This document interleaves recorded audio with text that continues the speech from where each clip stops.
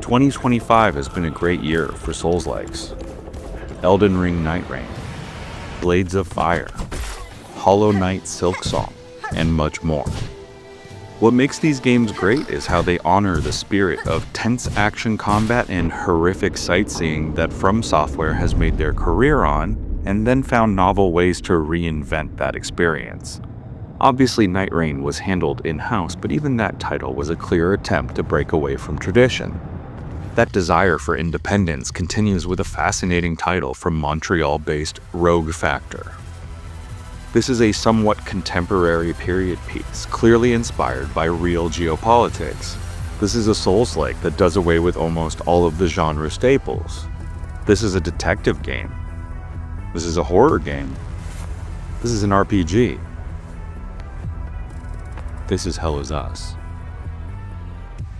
Right off the bat, I will apologize to the purists who are already yelling at the screen right now. This is not a Souls-like. Okay, you're right, it's not. Hell Is Us is more of a survival horror RPG, and it isn't a very difficult one either. To even come close to the expected toughness of a Souls game, I had to turn the difficulty all the way up. Part of this is because combat is just easier in general. The ammo scarcity or degradable weapons associated with survival horror are just not present here. But also because, much like Bloodborne's regain system, this game's unique limbic weapons can potentially heal the player by attacking enemies. This doesn't occur passively, of course. The player's attacks liberate a portion of their lost health that can be claimed with a well-timed button press that functions much like a key pulse in the Neo games. This is called, very uniquely, a healing pulse. The player's current health also equates to their current max stamina, so constant vigilance with timing these healing pulses is necessary to make any meaningful progress. Once I mastered this timing, most combat encounters became trivial. There are certainly X factors that complicate things, but I'll get more into those in a bit. Interestingly, player character Remy does not level up, but the limbic weapons he uses do. After befriending a blacksmith's apprentice, Remy gains the ability to evolve his limbic weapons. In order to evolve the limbic, it must take on one of 4 different emotions: rage, ecstasy, grief, or terror, each with their own theme-based abilities. These emotional paradigms can be applied to a small array of weapons: swords, greatswords, polearms, and twin axes. With 4 different emotions and 4 different weapon forms, the player essentially has 16 different weapon setups beyond the base, blank weapons that have no emotion applied yet. I was able to find loadouts that I liked, but I do wish there were a few more options. Relics that provide active or passive benefits, skills for limbic weapons, or upgrades to Remy's extremely helpful owl-themed drone can be found through discovery or as rewards for helping local citizens of Hadia. These tasks aren't always as simple as go here, grab this, or kill that. Hell Is Us has a very well thought out interview mechanic that reminds me a lot of Elder Scrolls games. Asking an NPC the right question can often be the key to moving the story forward, so players should engage with any NPC that allows it.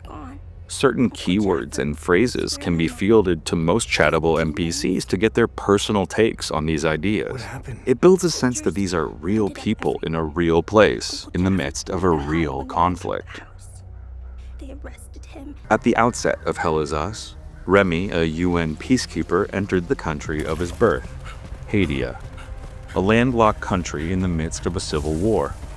Many people have compared the situational context of this game to the current Gaza conflict, and while it is an apt comparison, Hell Is Us seems to be specifically referencing a war that many have forgotten or never known. Bosnia and Herzegovina is a small landlocked country nestled in between Serbia and Croatia. All of these countries were formed in the last 50 years after the collapse of Yugoslavia.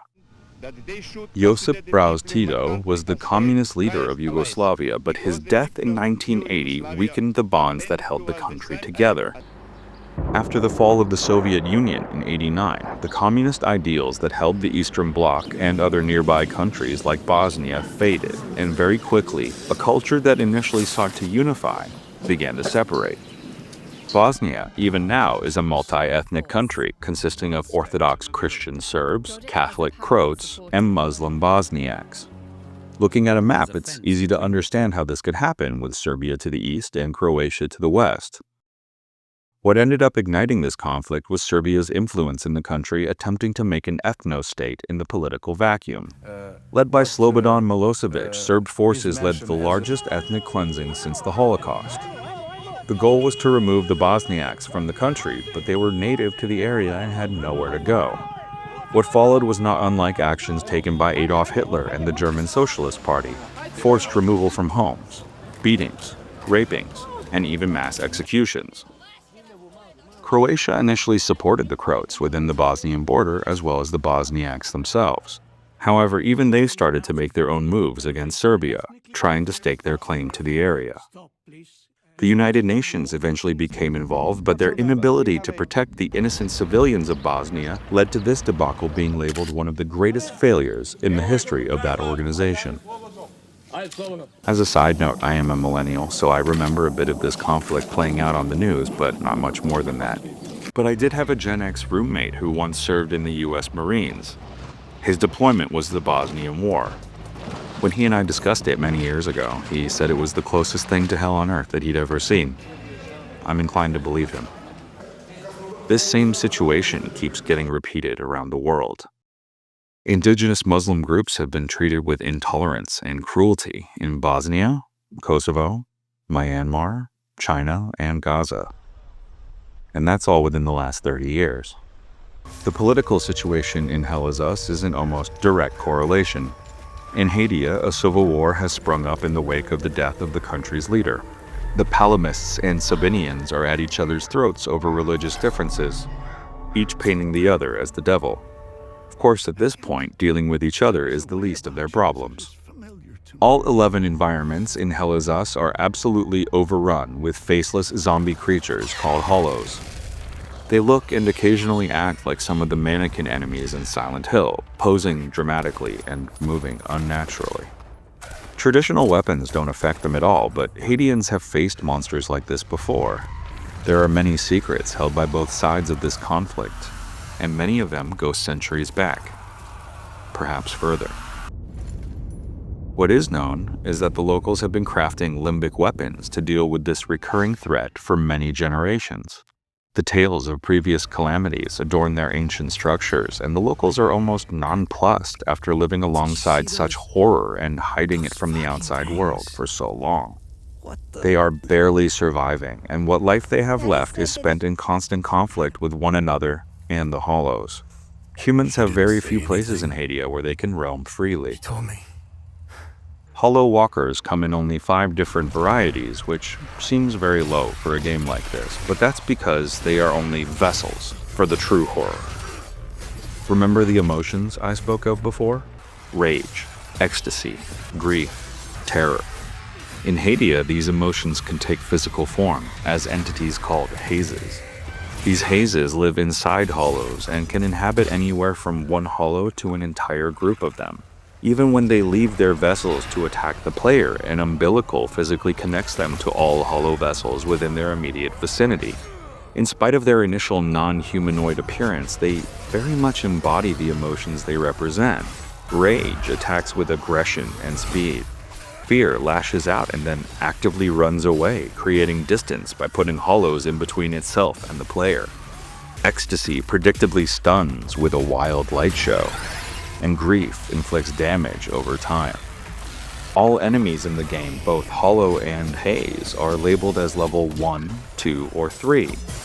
There is no visual difference in different leveled hollows other than more aggressive movesets, but hazes of different levels represent radical evolutions in form.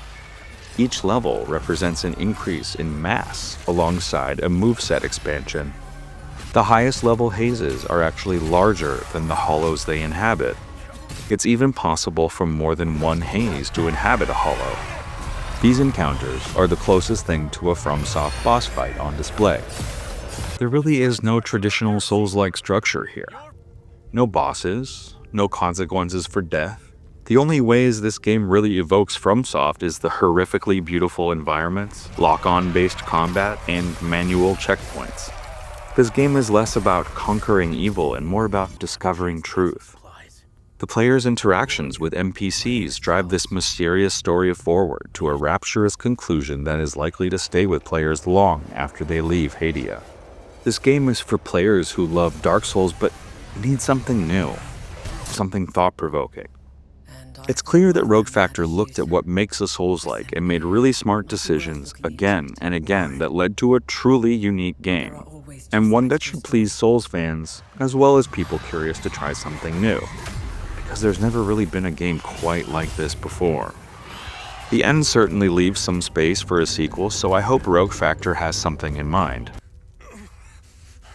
One last note. I just want to say that Rogue Factor's greatest accomplishment with hellisus is crafting a Trojan horse to get real, provocative political subject matters in the hands of players in a way that is palatable to people of many different backgrounds. The horrifying action combat and mind-bending world are there as the sick, twisted sugar that helps the life lesson medicine go down. It requires real skill and subtlety to take such a bitter part of human history and use it in an entertaining way to teach us something about ourselves, how we are the ones who make hell on earth. Hell is in fact us. Thanks for watching. If you're curious about another deviation from Souls norms, here's my review for Blades of Fire. For everything else, subscribe to Hekaton News today.